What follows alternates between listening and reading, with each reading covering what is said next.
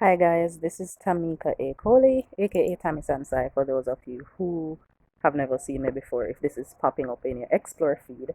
And I am here today talking about Earth Day 2020 and why it's still important to be a climate change activist or even to consider climate change and global warming and things like that. No, when there is a pandemic happening. So I want to kind of highlight it from my perspective. And before I even start, thank you very much to Emma. That's Picheri, for those of you who follow her on social media, for tagging me in this challenge. It is something very near and dear to my heart. Um, Many of you know me for speaking openly about mental health, but I also speak quite a bit about the environment and about natural resources in the management of mental health challenges. Um, and also, I'm like an earth baby. I'm a Virgo. My natal chart is full of earth signs. I'm Ise Atabe, from the Jamaica Taino Society. So it's, as I said, very, very close to my heart. It's a cause that I'm very passionate about. So I'm going to just tell you from my perspective why I think that we should still care about um, climate change, and even more now than ever.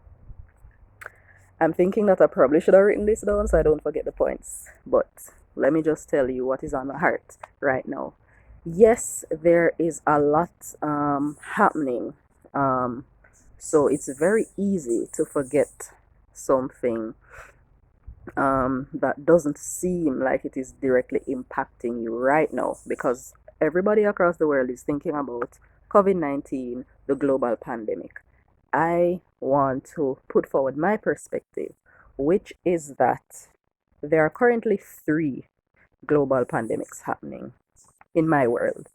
And the first one for me is the mental health crisis. That is something that around the world has been mushrooming for years. And especially now with the global pandemic, it is going to get worse. And we're already seeing where people are having more bouts of anxiety, bouts of depression, um, lots of things, insomnia, all these kinds of things that are related to having a mental health challenge. Those things are popping up, and we're seeing people speaking about them much more openly because a lot of us are going through it even more. So, for me, that is the first pandemic. The second pandemic, actually, probably I should flip them. I think the second pandemic is the mental health, the global mental health crisis, and the first pandemic is the climate crisis. Now, we have seen in recent years where a lot of the youth are stepping up to the plate, and scientists are freaking out, rightly so, because of everything that's been happening. And the climate has gone to shit. Like, it really has. Over the years, it's just been getting worse and worse because of capitalism, because of consumerism, because of carbon emissions, because of all kinds of things, and just the way that we live. Yes, the corona pandemic is here. And because of the corona pandemic being here, we are inside, we are traveling less, we are using up less resources, there are a whole lot less um, carbon emissions and stuff like that. So we're seeing a little bit of an improvement, a little bit of a change. That is not enough. It is barely scratching the surface because shit was way off long before that.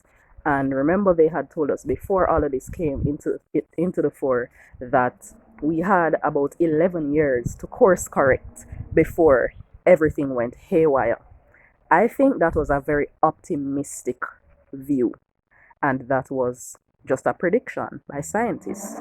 Mother Earth, in my view, and in my spirit, based on the messages that I've been getting and so on, Mother Earth was like, I don't really know about that 11 years.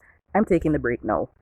So for Christians, you might be able to identify with this, because I know there's a passage in the Bible that says something like 1,000 years to man is like a day to me. something very similar is what I think is happening right now. I do not believe that the coronavirus global pandemic was built in any lab. I think it is a direct repercussion of our actions as human beings over the years. And the earth needed a break, and we are seeing some benefits, a few benefits of this reset that has been happening, just because there is less activity, less traveling, less production, because a lot of industries have slowed down or stopped completely based on what is happening with the disease, and just with trying to flatten the curve globally. Good. As I say again, it's still not enough, because things did horrible before, and it is going to take a lot of course correction. The good thing is that the fact that we are moving less, the fact that we are producing less, the fact that we automatically are thinking about our mortality more, the fact that we are forced to be more mindful and more present, we can play this to our advantage, because we now have just like a little bly what we get by being inside more, and by having to actually pre these things. So we can use this to our advantage. Know that there are less people on the beach, have more initiatives to clean the beach. Yes, observe social distancing, but like the governments have been having an issue with people being out and about in public spaces, and being able to clean them. So now that we're inside, take the opportunity to clean them. And some other practical things that you can do: support your local farmers. Because of how globalization has affected everything, and in terms of even flattening the curve, things that usually were imported, exported, that's not happening as much anymore. So we now have to rely more on ourselves, which is excellent, which is what we should have been doing from time. So support your local farmers. Um, Buy what you need, use what you have. So, thrift shopping, the fashion industry is one of the biggest contributors to climate disaster. So, if you can thrift, if you can have exchanges with your friends instead of buying new things and just stockpiling them, that will help a lot. The beef and dairy industry is another of the massive contributors to environmental devastation. If you can eat less beef, reduce your dairy, switch to more plant-based alternatives, that will help you even more, and it will also help you with your respiratory system and your sinuses, which you do need to be protecting anyway, to reduce the likelihood of you getting the coronavirus, and increase your chances of beating it if you do get it. So that is something to consider as well. Another thing, yes, we are seeing that the earth is getting a break. The canals in Venice are clearing up. People are lamenting that their air quality is improving. You're seeing dolphins where you never used to see them. You're seeing turtles where you never used to see them. You're seeing penguins. Animals are walking through streets, and the memes are going around. We are the virus. All of that is great.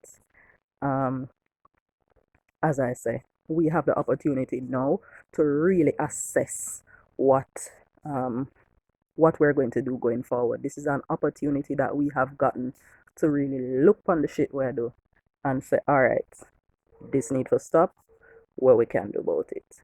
So because everything now has to be organized, we can use that to basically structure our waste management systems. That is something that the government can look at, and that is something we can look at.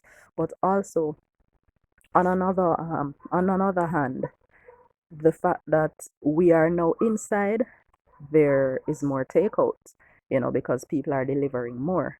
Some people have not switched over to using sustainable materials yet, so there's a lot more plastic being used. So be considerate of your plastic use, of your consumption, of the things that you're consuming. We are sanitizing more, we're cleaning more. A lot of the products we're using have a lot of chemicals, very, very poisonous.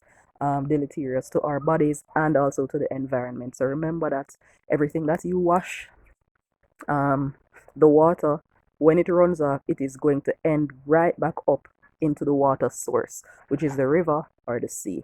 So everything goes back there. And that is what I want us to understand this Earth Day. We are all connected. So the trees, as you know, is producing the air that we breathe. Um, and we got the coronavirus from a bat, which we're not eating bats. Okay, maybe one and two people eat bats, but I don't think that the world is eating bats. However, that is how it come in our system. So it really goes to show you that everything is connected.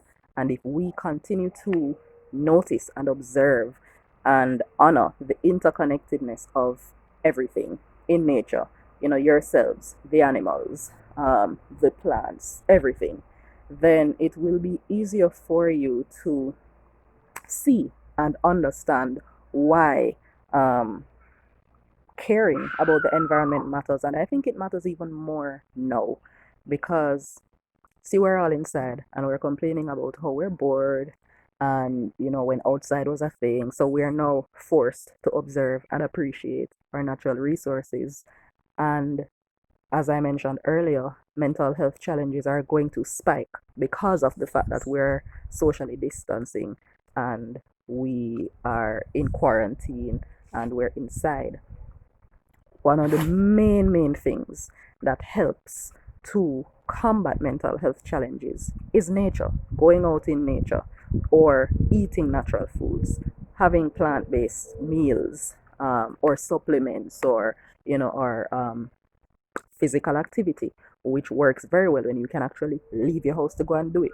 So I urge you for this Earth Day just to take a moment to think about how every action that you do contributes to something else, and how everything that you use and everything that you intake, somebody else contributed to it, and some resource was required for you to have it, whether it is a natural resource like a tree or a fruit or a herb or a stone, because we love crystals and them thing there too, or something. But just think about it, and the more present you are and the more conscious you are about things like this, then the easier it will be for you to note and observe, just what you can do relative to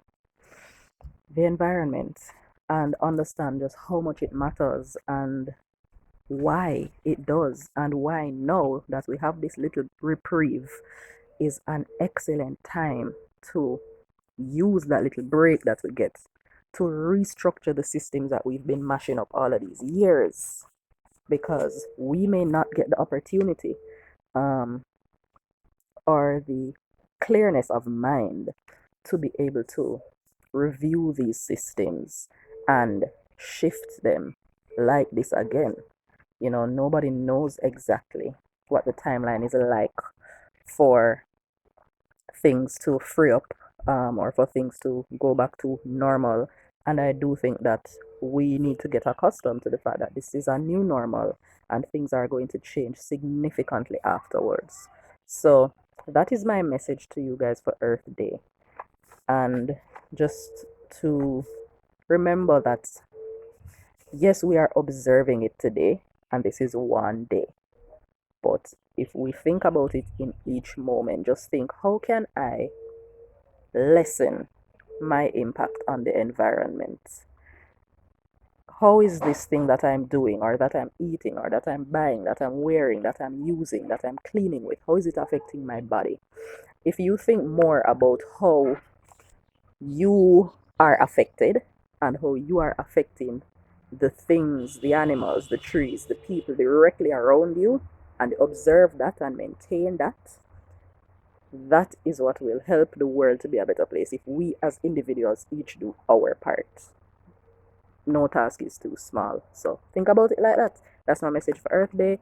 Thank you very much for watching. If you've gotten to the end of this video, it's a lot longer than I thought it was going to be, but this is something I'm very passionate about. So yeah, bless.